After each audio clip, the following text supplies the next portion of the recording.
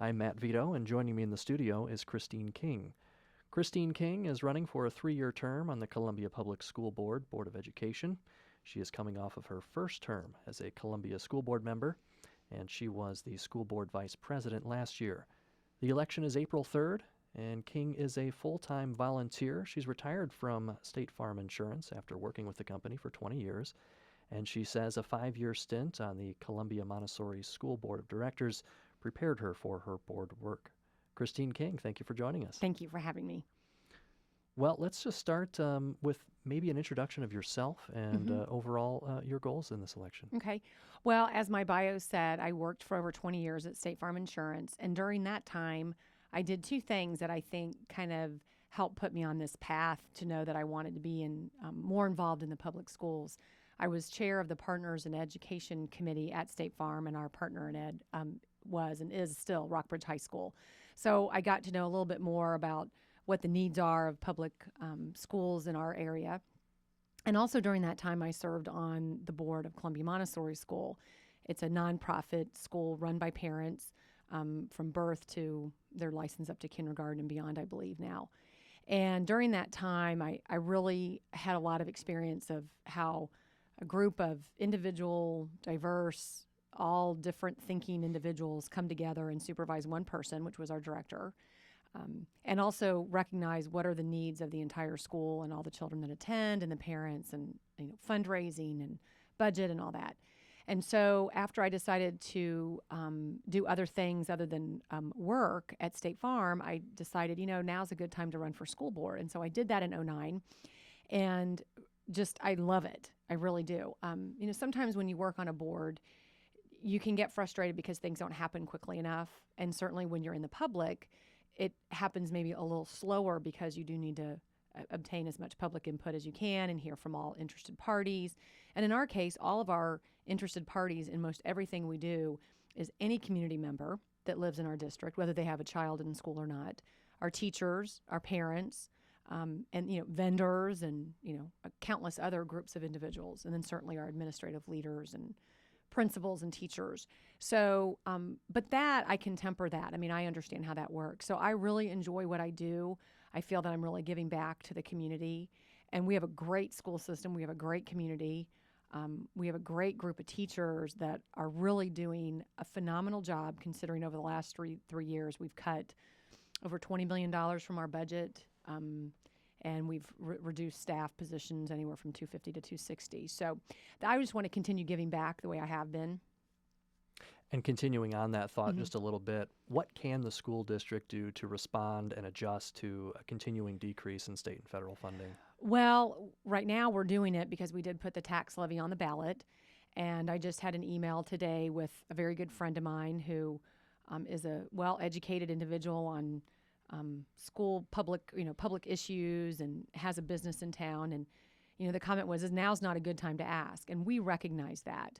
However, over the last 2 or 3 years, the amount of funding that has come from the state has decreased. So if they promise us $1,000, we get $900 and so on and so forth. This year, we're expecting to get 89% of what we should be receiving. So when people say work within your budget, just manage with what you have, we have done that. But we've continued to have to manage with less and less, and we continue to receive more students in our district. So that tells you we're doing something right, not only as a school district, but as a community, as a city, as a state. I mean, it's a great place to live, so people come here. So in order to give our public what they want in public education, that's why we put on the ballot the tax and the bond issue. And we went to our public and got quite a bit of feedback on what to do, how to proceed, how do you want your schools to look. And in order to do that, we're going to have to receive some additional funding. And really, this tax increase is not going to be a windfall for us by any means. $4 million of the tax increase is just to replace what we should have received from the state. It's just to remain even. And we'll go into those aspects just a little bit further in a little bit. But just to summarize, on April 3rd, the Columbia School Board will ask for a 40-cent property tax levy increase. It will also ask voters to vote on a $50 million bond issue. Correct. That will be used for a number of incentives, a number of initiatives, including the building of a new elementary school. Can you, again, just expand and maybe provide some information on your position regarding that bond issue and tax levy Sure. that will be up for vote? Well, regarding the bond issue, just to remind everybody, bond issues pay for bricks and mortar, so they don't pay for teacher salaries, so all the buildings and the structure. Columbia Public Schools in the past has not asked for tax increase on their bond issues. They've routinely done no tax increase bond issues. And in order to maintain or to stay ahead of our growth and to do the things that our public wants us to do, which we've had a lot of bubbling with crowded, especially elementary schools over the last couple years, we have to really get a tax increase to kind of get ahead of that growth. And so the plan that came up with from the long-range facilities plan that Jonathan Sessions chairs, and I actually serve on that this year, is we came up along with Dr. Belcher a 10-year plan for our facilities. And what that would include is the main goal was to get rid of trailers. That is the main thing that anybody in Columbia, whether you have a child in school or not, or did or will, you don't want to see this building, even if it's an old building, with a bunch of trailers around it.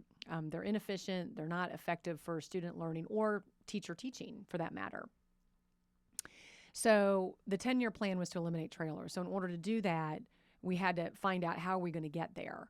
So this first bond, the bond issue that's before us today is $50 million. We will not be able to sell those bonds until November 2014. And that will help us build another elementary in the Southwest, which is like the Mill Creek area is what we're calling it, because Mill Creek is at over 850 students.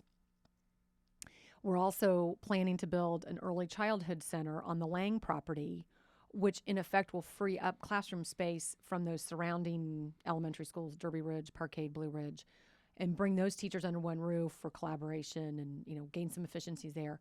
But then it's like building a new elementary school for half the cost. An early childhood center, we don't need to build a media center or, cafeteria, gymnasium. And there's some other things on there that we're going to be doing as well. We're going to expand Shepherd Boulevard, West Boulevard Elementary, and I have the list actually. I can go into it. And then in another 2 years, we would ask for, right now we're projecting an 8-cent increase, but we're thinking it may only be about 5 cents. We've done very well with our current bond monies. Projects have come in under budget. Interest rates have been really low, so we have extra money. And then every 2 years after that, we would do the no tax increase bond issue. But it's a 10-year plan, which is what our community asked for. So that way they can see this is our intention with the money up front. They can cast their vote as they deem appropriate, as they see fit. So that's the bond part of it. We've seen some expansion already, obviously with Battle High School ready Correct. to open in 2013. What challenges will that bring to the district?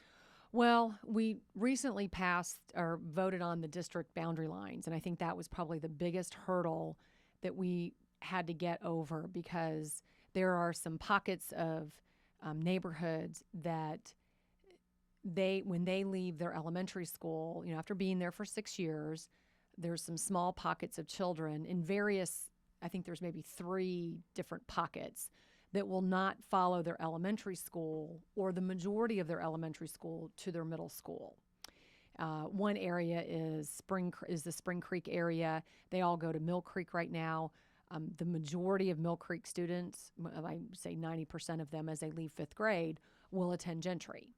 The other 10% or whatever that percentage actually comes out to, they will attend Jeff Junior High. Now, they were always going to attend Jeff under the old structure, so it's not the school, it's the fact that they're leaving their elementary. But the plan we approved was really based on once a child enters 6th grade, they will stay with those children or those students until they graduate high school. So Gentry and Jeff go to Rockbridge, Smithton and West go to Hickman, and then Oakland and Lang go to Battle High School. So I think that's the one challenge. But the nice thing, even though some of these parents are upset and they don't like the decision that we made that's best for their child in their opinion, this decision to restructure to a 6 through 8 and then 9 through 12 with Battle High School, we're eliminating virtually all the trailers at the secondary level. Within a year or 2 after Battle opens, they'll all be gone. We might have a couple for administrative reasons. Fewer transitions for kids, and then the programming at the 6 through 8 level will be greatly enhanced overall. So even though those are some challenges, the benefit, in my opinion, far outweighs those negatives. With the achievement gap serving as kind of a hot button issue, Could you first discuss how large of a problem you believe it is here in Columbia? Well, I think it is very big, and I don't know if our community understands how big it is, because I think the majority of our voting, involved, engaged community, and I was one of these back in '09 when I ran for school board. I didn't understand the poverty issue. We have 43% of our children in Columbia Public Schools live in poverty. Now, some of that poverty is they might be children of visiting professors or graduate students at the university that apply for free and that qualify for free and reduced lunch, but they come from a home of high education standards and all that. But for the most part, our children, 43% of them come from poverty. 80% of our African American students come from a home of poverty. So the achievement gap, in my opinion, is not maybe so much about African American versus white. It's about poverty versus non-poverty. But since 80% of our children in Columbia Public Schools, 80% of our African American students come from poverty, it seems to be brought as an African American issue. In my opinion, it's a huge poverty issue. And so we had several World Cafes over the last couple years to try to bring community members together and community leaders together to understand that this is not something the schools can tackle by themselves. Because if these children, and we know when children come to us in poverty, when they enter kindergarten, they're normally 2 to 3 years behind their peers if they've not received quality early childhood education. We know if they've come from poverty, their parents have only read to them 170 hours from birth to 5. Whereas, a middle-class family, they will have read to their child birth to 5 over 2,000 hours. So there's a big difference in vocabulary and how they express themselves. So it is a big issue. Also, because we have such great colleges and universities around us, we are a highly educated town. But we have this gap of families that are not able to get into that realm of being educated. And what I mean by that is just being proficient on test scores, reading on grade level, those types of things. So it is a huge issue. We are tackling a lot of these issues at the elementary level. We're committed to keeping class sizes, kindergarten through second, at a lower class size, especially in our Title I buildings, because we know kids who come from poverty, if they're behind in those early grades, we need to intervene sooner rather than later. And so if we keep those class sizes smaller, they're not, I think we keep them at 20 to 22 to one student, to one teacher. Hopefully we can achieve a little bit more success. We've gotten some more teachers trained on reading recovery, which is a very, it's first grade, I believe it's first grade, and they basically intervene and give intervention to those kids, basically like the 6 to 8 most furthest behind on reading, and really work with them day in and day out to get them caught up with their peers.